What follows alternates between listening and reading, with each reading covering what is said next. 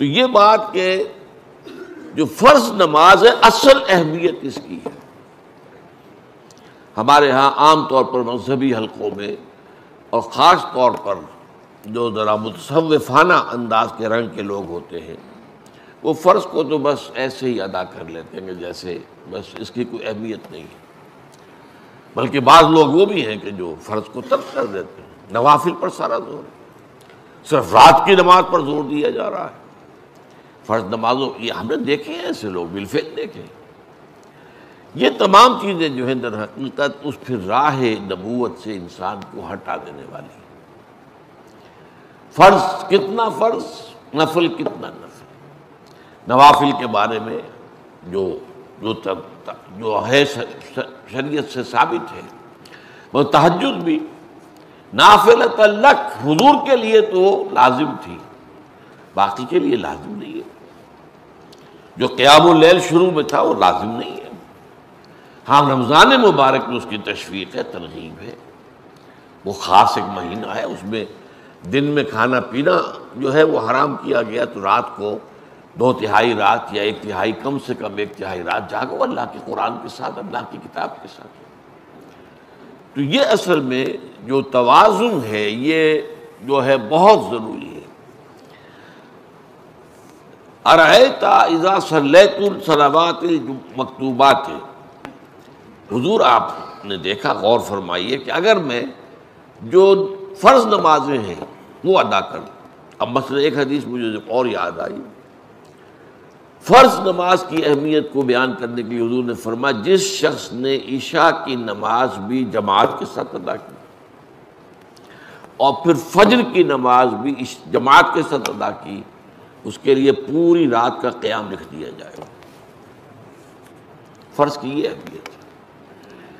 تو اذا صلیت المکتوبات صلوات المکتوبات وصمت رمضان، اور میں روزہ بھی رمضان کے روزے رکھ دوں، باقی روزہ رکھنا آپ کی مرضی پر ہے، رکھیں ٹھیک ہے، لیکن وہ لازم نہیں ہے.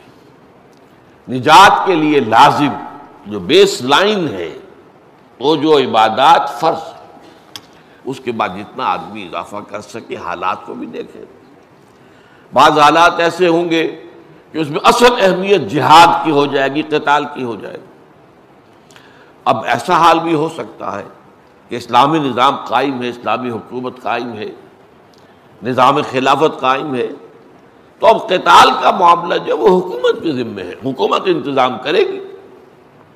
اگر کہیں 10,000 آدمی چاہیے، 10,000 آدمی نکل آئے چل جانے کے لیے، تو باقی آرام سے گھر میں سوئیں یا نوافل پڑھیں، ساری رات کھڑے رہیں، ٹھیک ہے. یہ تقرب بالنوافل کا موقع ہوگا.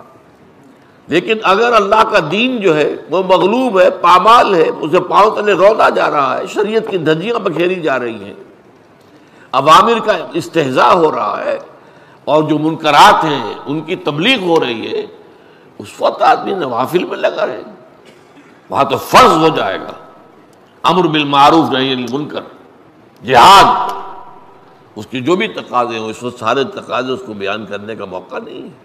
اس وقت اصل شے وہ ہوگی. اس فرض کو ترک کر کے نوافل میں لگیں گے تو یہ نوافل منہ پر دے مارے جائے. اس کو بہت زیادہ نمایاں کرنے کے لیے میں مثال دیتا ہوں، ذرا سوچئے.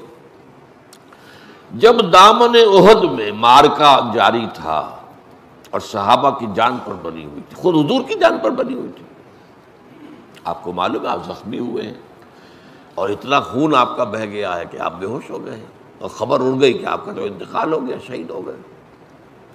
اس وقت اگر کوئی شخص مسجد نبوی میں بیٹھا ہوا درود کی تسبیح پڑھ رہا ہو، یا کوئی اور نوافل ادا کر رہا ہو، یا قرآن پڑھ رہا ہو، تو اس کے بارے میں کیا حکم آپ کا ہوگا؟ پکا منافق.